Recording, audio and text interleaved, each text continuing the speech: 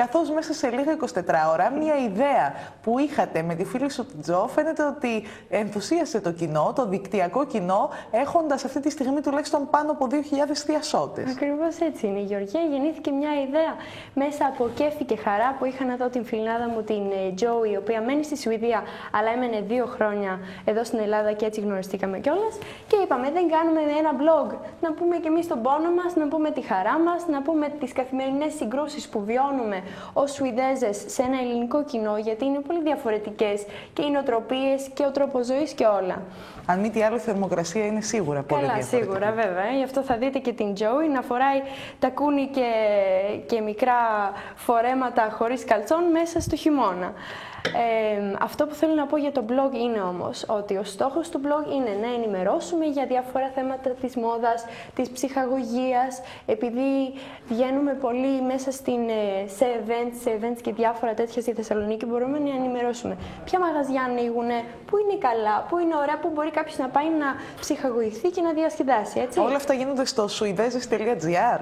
Αυτό γίνεται στο swedeses.blogspot.gr. Βλέπετε εκεί κάτω την διεύθυνση.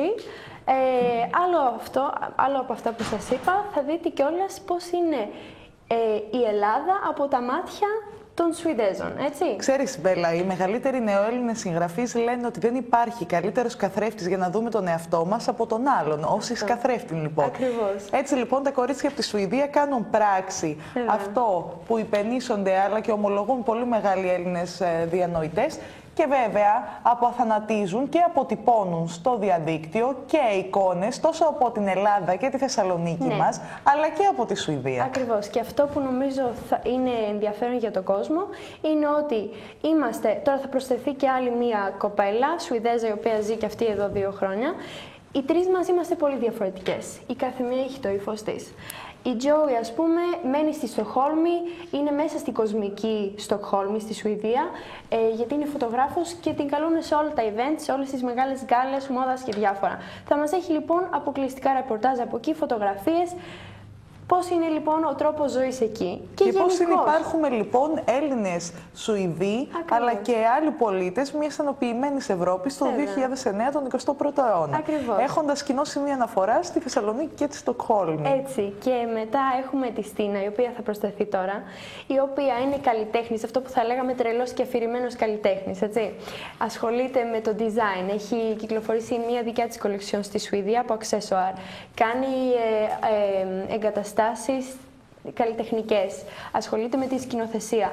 Θα μας δώσει λοιπόν αυτή μια όψη από αυτό το κομμάτι. Επίσης δουλεύει σε ένα πολύ γνωστό κατάστημα με ρούχα και θα έχει τα καινούρια της μόδας, η οποία θα μας τα λέει πριν κυκλοφορήσουν στην πιάτσα, έτσι. Και μετά είμαι λοιπόν εγώ που με έχετε γνωρίσει εδώ και όλες από το καλησπέρα.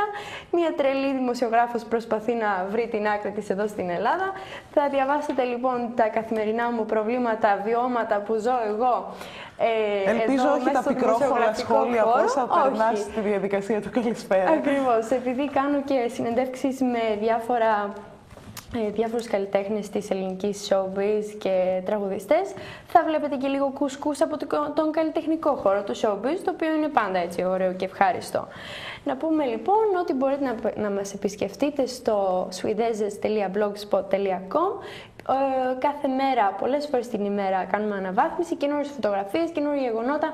Θα βρείτε τα τελευταία λοιπόν εκεί. Μαθαίνω βέβαια ότι το συγκεκριμένο blog έχει, αν θέλεις, ενθουσιάσει και τον αθηναϊκό τύπο, οπότε πολύ σύντομα θα σε δούμε εκεί. Ακριβώς. Και στον Αντένα την Κυριακή, στην εκπομπή 6 με 10 μαζί, θα είμαι εκεί για να σας πω περισσότερα για το blog.